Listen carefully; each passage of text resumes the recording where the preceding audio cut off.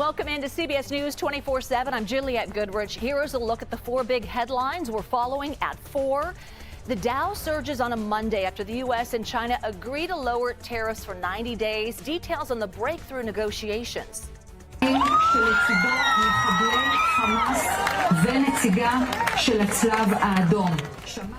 Celebrations in Tel Aviv and here in the U.S. following the release of an Israeli-American hostage held captive in Gaza, the effort to bring him home. And he's coming home to his parents, which is really great news. I mean, to me, it's big news. They thought he was dead. Opening statements begin in the criminal trial against Sean Diddy Combs. A police officer describes the shocking incident between the music mogul and his ex-girlfriend, Cassie Ventura, in a Los Angeles hotel. And a CBS News exclusive, a rare look inside the first and largest ICE detention facility opened under the Trump administration. But first, we begin on Wall Street, where stocks surged after the U.S. and China agreed to a temporary tariff slash. The closing bell rang just moments ago. The Dow up more than 1,000 points. Let's take a look at our interactive stock market heat map. This is brought to you by FinViz, showing the top 500 stocks. A lot of green today as investors react to the news. The two countries' sky-high tariffs will ease up for now. U.S. and Chinese officials say for 90 days, China will lower its 125% tariff on U.S. goods to 10%, and the U.S. will lower its 145% tariff on Chinese goods to 30%. President Trump broke down the details. Yesterday, we achieved a total reset with China after productive talks in Geneva. Both sides now agreed to reduce the tariffs imposed after April 2nd to 10% for 90 days as negotiators continue on the larger structural issues. And I want to tell you that a couple of things. First of all, that doesn't include the tariffs that are already on, that are our tariffs, and it doesn't include tariffs on cars, steel, aluminum, things such as that, or tariffs that may be imposed on pharmaceuticals, because we want to bring the pharmaceutical businesses back to the United States, and they're already starting to come back now based on tariffs. Because they don't want to pay 25, 50, or 100% tariffs, so they're moving them back to the United States. So we're covering this story from all angles. CBS News Money Watch correspondent Kelly O'Grady is tracking the reaction on Wall Street. But first, let's go to CBS News White House reporter Olivia Rinaldi with more on how the U.S. and China actually reached this agreement. Olivia, after weeks of a standoff, how did we get here? Well, Jules, it's good to be with you. This came after the first face-to-face meetings between Treasury Secretary Scott Bessent and the Trade Representative Jameson Greer with their Chinese counterparts this weekend in Switzerland. They had a productive conversation, and we now know that the U.S. will be pulling back those reciprocal tariffs. The fentanyl tariffs that Trump put on earlier in the year will still stay in effect. That's that 20%. But the U.S. will pull back our reciprocal tariffs to just 10%, and China will do the same. Now, it's important to note this is not a done deal. This is just a pause for 90 days. Treasury Secretary Scott Bessent said that it's a truce and that they will continue to have negotiations and conversations in the next coming weeks about what this will actually look like going forward. Trump also said today at the White House that he's expected to have a conversation with Chinese President Xi Jinping. That will be the first conversation that these two have since Liberation Day, when all of these tariffs got put onto countries and really ratcheted up the heat in this trade war. So important to note that there's still a lot of work to be done, but for right now there is a pause, and we're seeing the stock market and Americans and small businesses react to that positively. Olivia, the president is on his way to the Middle East right now. Missing from the itinerary is meeting with Israeli Prime Minister Benjamin Netanyahu. So what is on the president's agenda?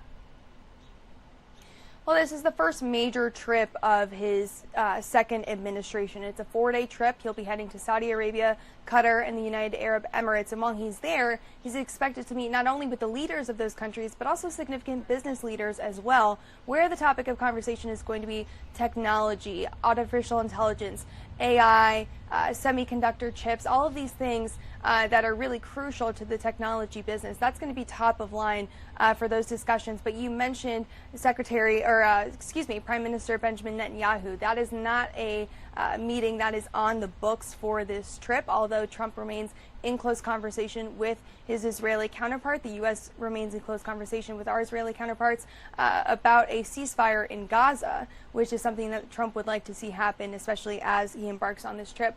Also, something to note, though, that could happen potentially later in the week. We know that Russian President Vladimir Putin and Ukrainian President Zelensky will be meeting in Turkey later this week, and they'll be discussing an end to the war in Ukraine. That's the first time those two leaders are going to meet face to face, so quite significant. Trump earlier today at the White House teased that he could potentially go. He said, quote, "I was thinking about flying over. There's a possibility of it, I guess. I think things can happen." So quite notable there, something for us to certainly watch later in the week. So the royal family of Qatar is giving the president a big gift. It's kind of raising some eyebrows. What can you tell us about that? Obviously, it's not a surprise gift, or is it?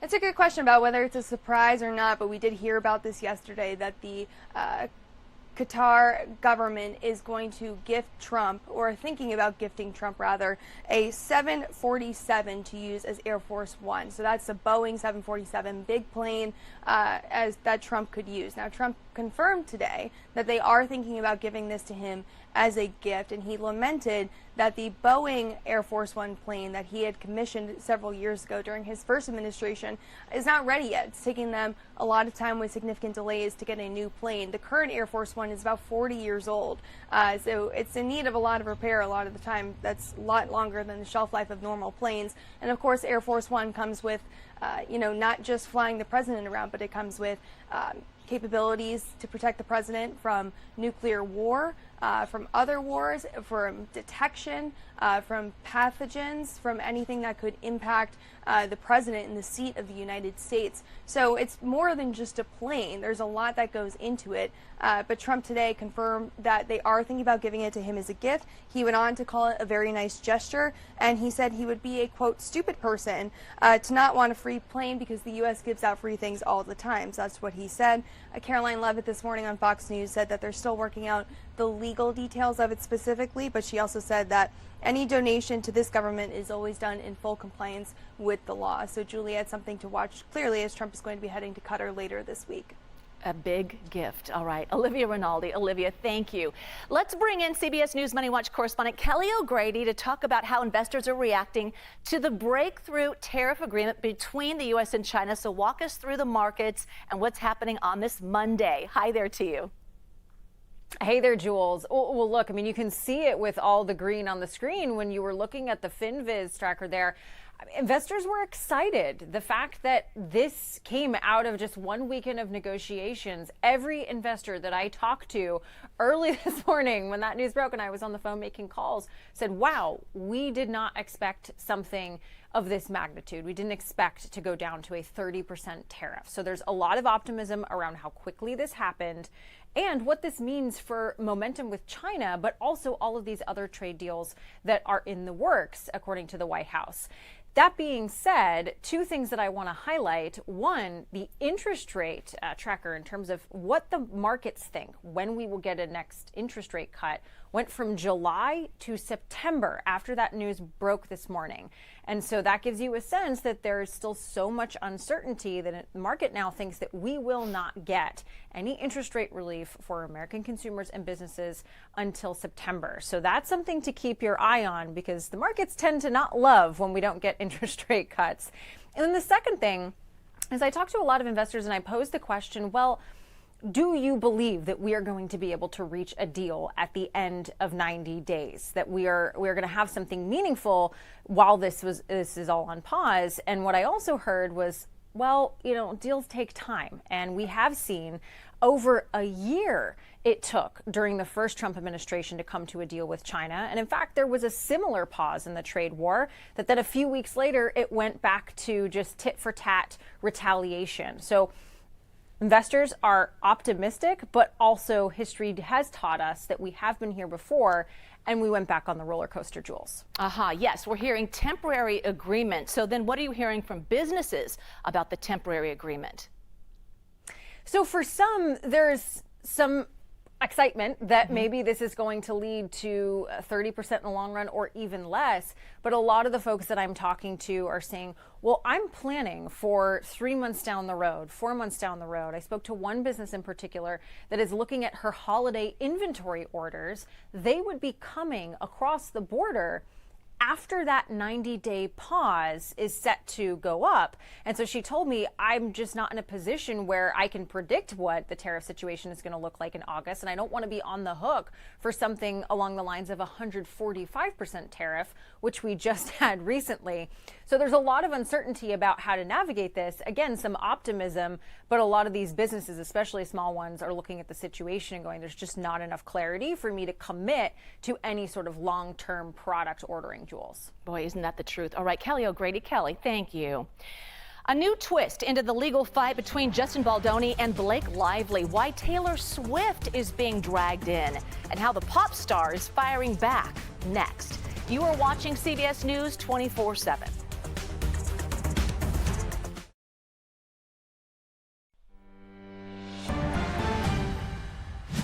Newark Airport suffered another system outage over the weekend, prompting a 45-minute ground stop. So this is the third outage in less than 2 weeks. Transportation Secretary Sean Duffy spoke about the outage today, blaming the Biden administration and old technology. So how we got here. In July of 2024, the Biden-Buttigieg FAA moved control of the Newark airspace from New York, or also known as N90, to Philadelphia Tower or the Philadelphia TRACON.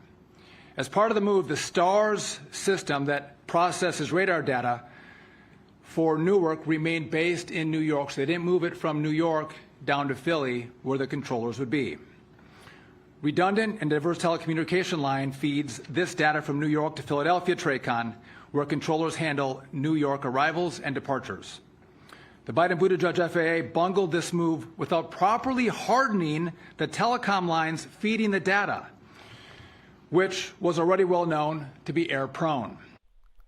CBS News correspondent Meg Oliver has more details on the ongoing problems at Newark Airport. For the third time in less than 2 weeks, there was another outage at the facility that controls air travel in and out of Newark. This time, the FAA says it was a backup system that momentarily failed. At no point did they lose visibility or communication with any aircraft. But out of an abundance of caution, they did order a ground stoppage here at Newark that lasted for about 45 minutes, sparking more delays and cancellations. Today, it has been relatively mellow here at Newark. No long lines. Going through security has been relatively easy, but we are still seeing significant delays and cancellations. It's not the only airport that has experienced problems, though. Yesterday, they had to slow down flights coming and going from Atlanta as well because of some equipment problems on the runway. Those delays and cancellations have extended into today. We have seen more than 400 delays out of Atlanta today alone. So if you are flying this week, make sure you check in with your airlines. Make sure you arrive early, just in case. Back to you.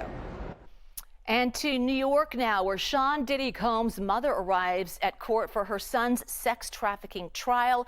Combs is accused of running a criminal enterprise since at least 2004. Opening statements began this morning. CBS News legal reporter Katrina Kaufman was just inside the courtroom. She joins us now. So, hi, Katrina. Let's talk about the witness testimony that you heard today.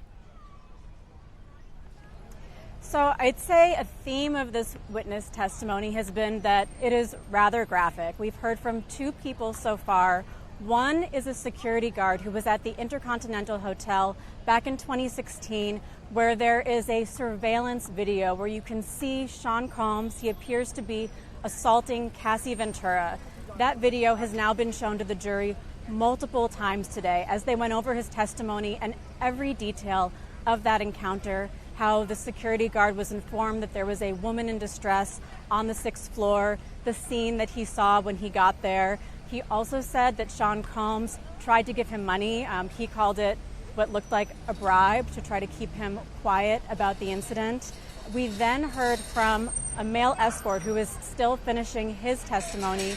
This is someone who was hired by Cassie Ventura and Sean Combs to engage in sexual encounters with Cassie Ventura that took place in front of Sean Combs.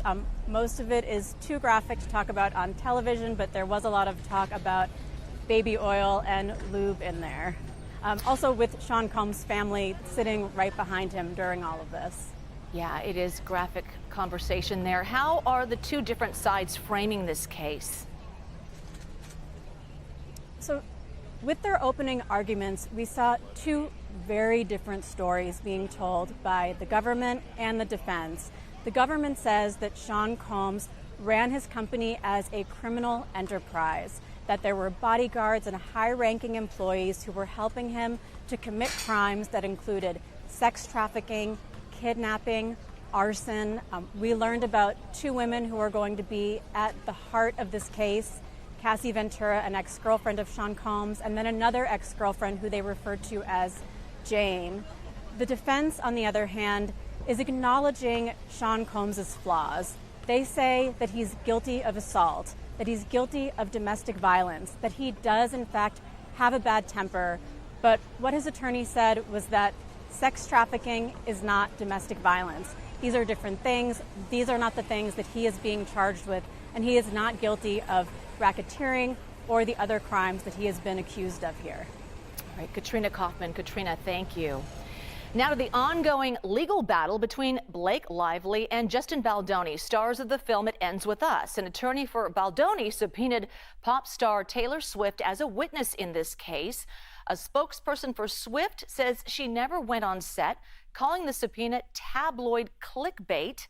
The statement says in part, quote, given that her involvement was licensing a song for the film, which 19 other artists also did, this document subpoena is designed to use Taylor Swift's name to draw public interest by creating tabloid clickbait instead of focusing on the facts of the case. This legal feud started back in 2024. Lively accused Baldoni of sexual harassment on the set of the film. 1 month later, Baldoni accused Lively and her husband of attempting to hurt his reputation in a $400 million lawsuit. A battle between two popular weight loss drugs. A look at the first head-to-head study that finds one might be more effective than the other. Next. You are watching CBS News 24/7.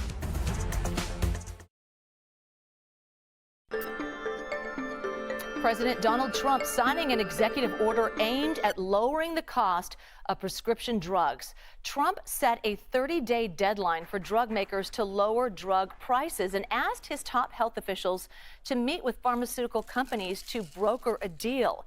If they fail to do so, Trump says his administration will tie what Medicare pays for some medications to the lowest price paid by other developed countries.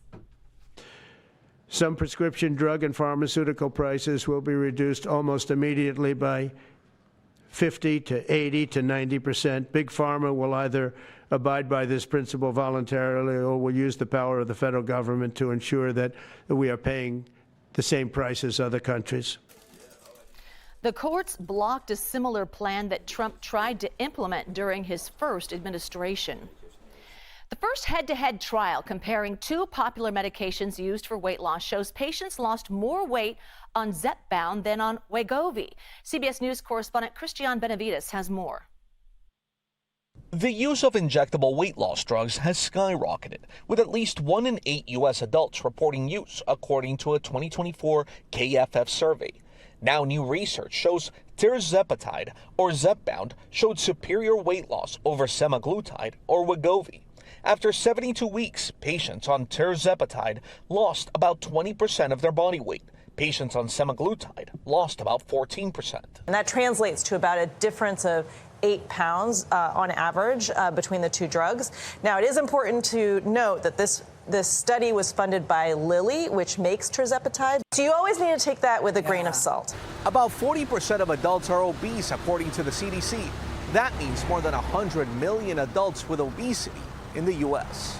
The study published in the New England Journal of Medicine also finds as people in both groups lost more weight, they saw additional health benefits. Dr. Celine Gounder is a CBS News medical contributor and editor-at-large for public health at KFF. We're seeing people's blood pressure come down, their diabetes numbers, their blood sugars improve, their cholesterol numbers improve. So this is not just the weight loss, it's also health indicators. The study also shows men taking these drugs lost less weight than women.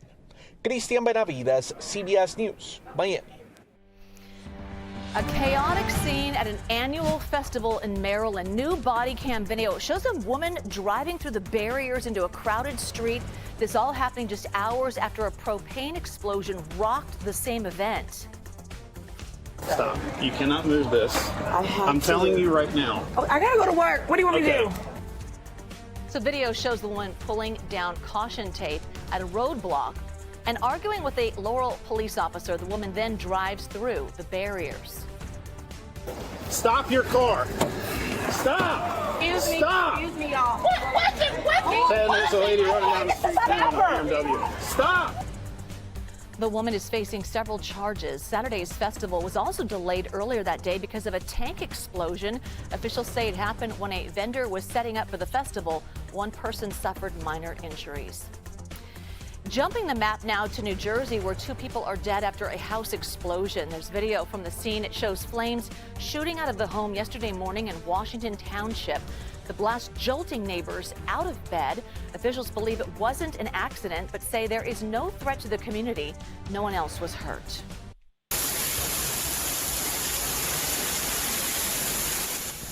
Boy, heavy rain and howling winds lashing parts of southern Georgia over the weekend.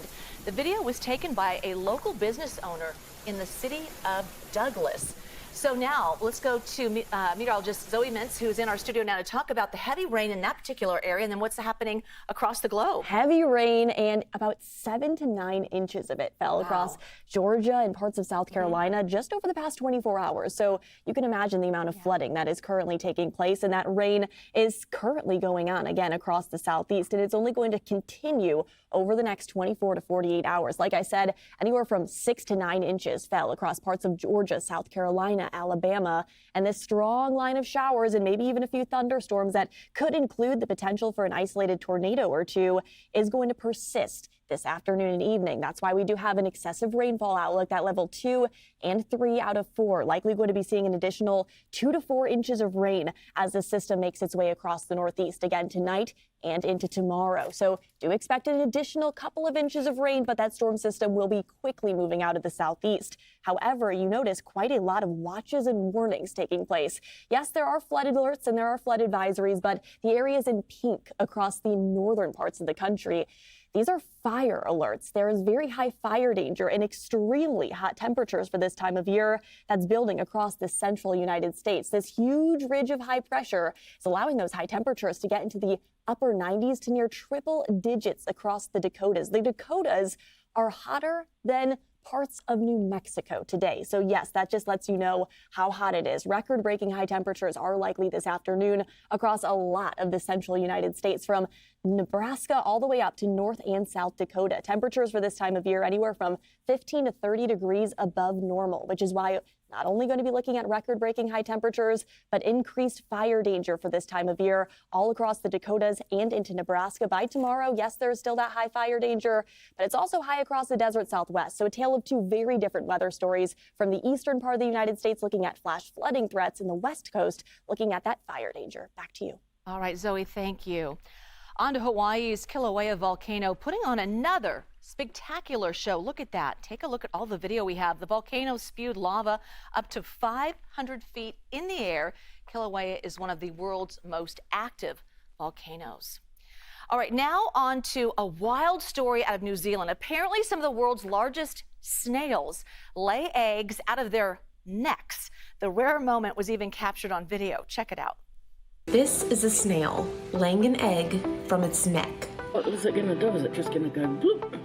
It's a rare land snail out of New Zealand, and this is the first time that this particular reproduction habit for the species was captured on film. Like other snails, these guys are hermaphrodites, meaning they have both male and female sex organs, which helps them reproduce by themselves when they're encased in these hard shells. But they also have what's known as a genital pore on the right side of their body just below their head, where they can exchange sperm with a mate and apparently lay an egg. New Zealand's Department of Conservation has been attempting to save these snails from extinction for years. They're actually an extremely cool species. They have these really cool distinctive shells, and they're known for being carnivores that slurp up earthworms like noodles. These guys are exclusively found in New Zealand, and in 2006, an energy company's plans to mine for coal threatened to destroy their habitat. So about 4,000 were relocated and about 2,000 more were put into chilled storage because the species is really slow to breed and they don't adapt well to new habitats. Officials have been closely managing the captive population ever since, but this is the first time they've ever seen one lay an egg. These are some of the world's largest snails, but this just goes to show they are still full of mystery.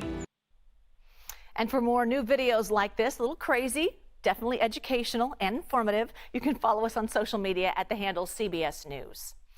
He was held captive by Hamas since the October 7th attack, and now he is a free man.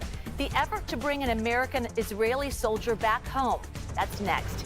You're watching CBS News 24/7.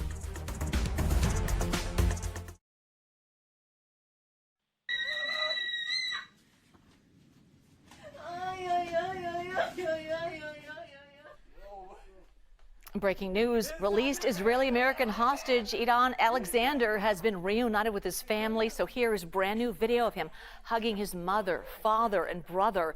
Hamas militants held Alexander captive for more than 19 months in Gaza. Hamas said they released him as a gesture of goodwill to try and revive talks to end the war with Israel.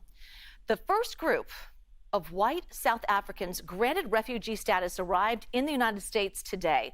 The South Africans moved through the refugee process at an unusually fast clip, arriving in the United States after a few months, even though the process frequently takes years. So CBS News Department of Justice correspondent Scott McFarland joining us live now to talk about this. So Scott, why is this resettlement plan so controversial? It's controversial in part because it was expedited and it was so narrow for these 59 people from South Africa at the same time when the Trump administration is pulling back the asylum and resettlement opportunities for so many other people who believe they're in harrowing conditions all across the globe. This happened at the Dulles International Airport at a private hangar near the airport with which so many travelers are familiar. The 59 Afrikaners were brought in. You see families, parents, children. They were not given access to the media. We were unable to speak with them and ask any questions. The Trump administration said that these families were in an emergency situation and needed to be brought to the United States for their own safety, citing threats in South Africa. But the criticism is fueled here by the fact that this was so quickly executed by executive order by the State Department and Department of Homeland Security, and it supports such a small number of people. Yes, Scott, we understand you are also following developments in two high-profile deportation cases today. What do you expect to learn? Looking for some more movement by the end of this day, this business day, at the courthouse in Greenbelt, Maryland, in the deportation case, the mistaken deportation case of Kilmar Abrego Garcia, the man who was mistakenly deported from Maryland to El Salvador March 15th on those flights of suspected Venezuelan nationals.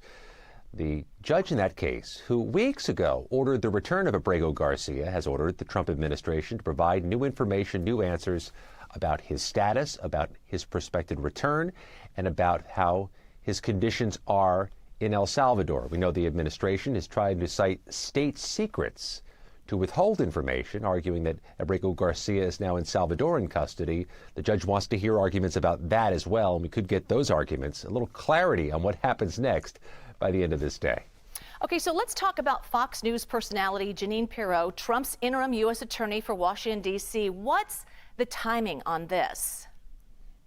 She could take over within the next few days, must take over, or there must be some transition by a week from Wednesday. That's May 20th. That's when the previous interim U.S. attorney, Ed Martin's term is to expire by mandate. Jeanine Pirro is a Trump loyalist, not just a high-profile figure on Fox News, but somebody who has engaged in baseless claims about the 2020 election being rigged, has been uniquely critical of the Biden administration and the Biden administration's Department of Justice. She will enter this position as the U.S. attorney in Washington, D.C. in what's really a powerful position. I mean, that office has unique oversight, one of the largest staffs, largest budgets, largest portfolios of any U.S. attorney nationwide, and does have jurisdiction over the nation's capital, where any number of federal cases could be launched. All right, Scott McFarland. Scott, thank you. CBS News got a rare look into the first and largest ICE detention center opened under the Trump administration. The 1,000-bed facility has been at the center of ongoing litigation. CBS News Homeland Security correspondent Nicole Ganga, she joins us live from Newark, New Jersey now. Hi, Nicole. So what did you learn during your visit to this facility? Juliet, it's so good to be with you. This is a 1,000-bed facility. I'm actually here in New York, but it's just 10 miles away in Newark, New Jersey, and it's the first and largest detention center to be opened under the Trump administration. It was opened on May 1st. It's operated by a private prison company known as the Geo Group, and the ICE director really wanted our cameras rolling around this facility, invited us into the facility, showed us the outdoor recreation center, showed us the phone and Skype booths that are used by detainees in order to contact lawyers, in order to contact family members. But one of the things that struck us is how empty the facility was. Just 152 detainees, roughly 15% capacity. Take a listen. Director, ICE is over capacity, but I'm looking at a number of empty beds right now. Correct. Why is that? So again, this is in the Northeast. We don't have such a large population like you would see on the southwest border. Back, in the earlier years of 2020, say to 2024, when we had such a large migrant crossing at the time. Right now, the teams out here in New York and New Jersey are focused on the worst of the worst and getting those individuals off the street that have been let go by a lot of these sanctuary jurisdictions. I think as you see more cooperation with ICE, when we do arrest more criminal aliens in the street, you'll see the population here rise. And not only did the acting ICE director say that the local and state jurisdictions around Newark police forces were not being cooperative, but that some of them didn't have the ICE detention standards at their own facilities in order to hold illegal migrants on detainers and then release them into that facility. So the ICE director there hoping that this facility ramps up soon, but really it was very quiet when we were walking the hallways. We also asked the ICE director, who told us 75% of those 152 detainees have current convictions or are pending criminal charges against them. We asked, is it possible that any innocent people sort of slipped through the system here? He denied that. It was interesting because we know the White House is considering suspending habeas corpus right now, the legal right to challenge your detention standards in court. We did ask the ICE director about that, but we were ushered out of the facility before he had a chance to answer that question. We were told for security reasons. And we should say that after a scuffle on Friday involving federal law enforcement and a congressional delegation, there is heightened security around that facility today. Yeah, but what a rare look inside. Thanks for doing that. Also, I know that you spoke to the mayor of Newark, who was actually arrested for trespassing during a visit to the facility. So what did he have to say? Yeah, DHS accuses Mayor Ross Baraka of Newark of trespassing on the facility, of ignoring warnings from federal agents to leave the premises. He denies all of that, saying that he was simply going for a press conference when federal agents surrounded him. He complied. He told them that he was working to meet the congressional delegation. There was a group of Democratic lawmakers visiting from Capitol Hill who were there on site to inspect the facility. He was trying to link up with them. Things escalated. There was body camera footage that, revealed a real scuffle between federal agents and the mayor.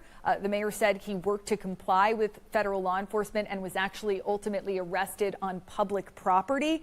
He also said that local fire and safety officials from the city of Newark have been trying to get inside Delaney Hall, that ICE detention facility, to inspect it to see if it's up to code, and they have been denied entry for weeks. He personally shows up every day to try to facilitate that. He also says there are questions about, especially with this facility being at such low capacity, if ICE decides to go after not just the worst of the worst, but others within the community in order to fill those, 800 plus empty beds. He's concerned about that. We should also mention there's a $1 billion price tag on this detention facility over the next 15 years. That is what this contract costs. The mayor told us he could do a lot with that money when it comes to housing, inner city reform, and Medicaid. I'll send it back to you. Yeah, good information. Nicole Skanga. Nicole, thank you. India and Pakistan reached a ceasefire deal after firing a series of missiles Saturday. India says this is just a pause on military action and it will resume fighting if Pakistan attacks again. So let's go to our breaking news correspondent, Chanel Call, in the CBS newsroom in New York. So Chanel, can you explain the terms of the ceasefire agreement to us? Well, let's start with what happened this weekend, because just hours after the two sides agreed to that ceasefire you mentioned on Saturday, explosions reportedly rang out in border cities and towns. We saw artillery fire and attack drones. They were in Jammu and Kashmir, which is basically the center of a lot of this fighting. And some cities were also under blackout. India accuses Pakistan of violating that pact, while the foreign ministry in Pakistan said the country was committed to the ceasefire. Now, this deal included stopping all military actions on land, in the air, and in the sea. By Saturday afternoon, our time, things did seem to calm down. And for the last 2 days or so, it's been sort of quiet on both sides of the border. This morning, Indian Prime Minister Narendra Modi addressed the nation, saying India has only paused its military action and will retaliate on its own terms if there is any other future terror attack in the country. He says India will not tolerate any, quote, nuclear blackmail. And this is key, Jules, because both India and Pakistan, we know, are nuclear-armed nations. President Donald Trump, who actually shared news of the India-Pakistan ceasefire deal on Saturday before the leaders of those countries did, today took credit for the breakthrough. On Saturday, my administration helped broker a full and immediate ceasefire, I think a permanent one, between India and Pakistan, ending a dangerous conflict of two nations with lots of nuclear weapons. And they were going at it hot and heavy, and it was seemingly not going to stop. We stopped the nuclear conflict. I think it could have been a bad nuclear war. Millions of people could have been killed, so I'm very proud of that. And Jules, remember, these two countries have a pretty long history of fighting. But I want to note that this recent spate, again, started on April 22nd. You'll remember that is when 26 people were killed in a terror attack on Hindu tourists in Kashmir. India has said that Pakistan was behind that attack. And then, 2 weeks later, India then attacked what it said was terrorist infrastructure in Pakistan. And that prompted days of cross-border fire. This notably has been the worst fighting between the two countries, India and Pakistan, in almost 3 decades. Wow, Chanel, thank you. Pope Leo addresses the world's press for the first time, the pontiff's message, and the surprise curveball next. You're watching CBS News 24/7.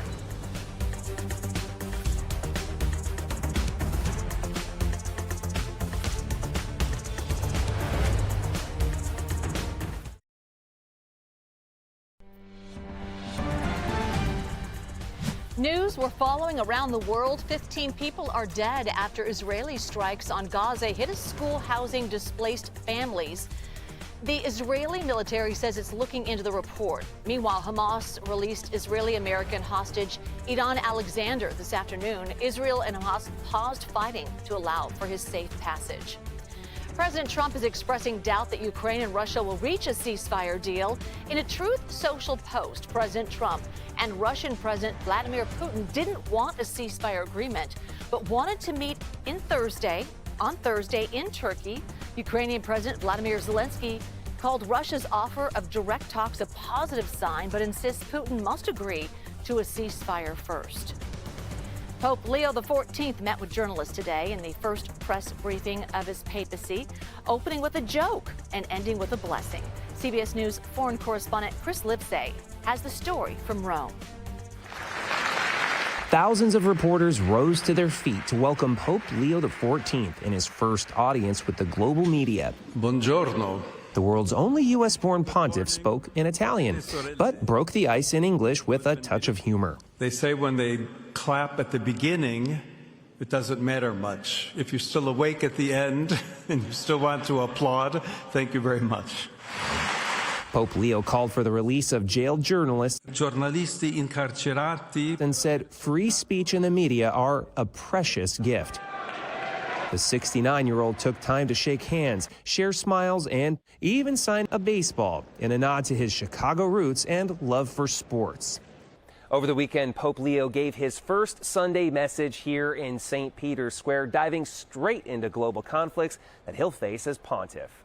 Mai più la guerra. No more war, he said, urging a ceasefire in Gaza, the release of all hostages, and peace in Ukraine. Vatican expert Francis X. Roca says as the new pope navigates world conflicts, he's charting his own course. Pope Francis, for example, said that the Ukrainians needed to wave the white flag. He made it clear that peace, almost at any price, was worth it to stop the war. Leo talked about just enduring an authentic peace. As Pope Leo settles into his papacy, the world is watching to see how his influence will impact the course of history. Chris Livesay, CBS News, Rome. Ukrainian President Vladimir Zelensky says he spoke with Pope Leo today and invited him to Ukraine to bring hope to his people. The Department of Government Efficiency, or DOGE, is trying to eliminate waste, fraud, and abuse within our government. But is DOGE looking in the right place for fraud? 60 Minutes correspondent Celia Vega spoke to Brian Vaudran, head of the FBI Cyber Division, who says digital gangs from countries like China are stealing American identities to get money from the government. What would they want hacking into state government programs? They just want to make money for themselves. Through the U.S. government? Correct. Via American taxpayer dollars? Correct. They use stolen, personally identifiable information and essentially created fraudulent unemployment claims, and then those proceeds were laundered through shell companies, and that money was sent back to these individuals in China. How much did they get? Our best estimate is $60 million. $60 million? Mm-hmm. Over the course of how long? Over the course of about 2 years. Wow. Mm-hmm. How much of that has been recovered? Very little. Very little. And I assume never will be. That's a likely outcome. And to be clear, this was money that was supposed to go to Americans in need in a crime being carried out that has been linked to the Chinese government. Correct. And he says the personal identifiable information of just about every American is available for sale on the dark web. Fraud expert Linda Miller says one of the biggest targets of digital gangs is stealing disaster relief funds. It's whack-a-mole, and these guys are paying close attention. They're seeing where better controls are being put in place, and then they're going to where the controls still haven't been improved. What are the hotspots for fraud right now? Disaster funding is a really big issue. When a disaster happens in the country, the fraud actors see where it's coming. They look at the zip codes, and they begin buying stolen identities so that they can begin applying for disaster loans, disaster grants on behalf of stolen identities. Miller estimates the government loses between $550 billion and $750 billion every year to this fraud. Say goodbye to hidden fees. The Federal Trade Commission's crackdown on junk fees takes effect today. That means if you try to buy a ticket to a sports game or concert, you won't see any extra fees tacked on to your total once you get to the final page of checkout. The new rule also goes for hotels and sites like Airbnb. America Decides with Major Garrett is next. We leave you with a live look at the White House now, where President Trump is marking his first international trip of his second administration. The president is on his way to Saudi Arabia right now. It is his first stop on a 4-day trip to the Middle East. Trump is not expected to visit Israel during the trip. Stay with us. You're watching CBS News 24/7. America Decides, up next.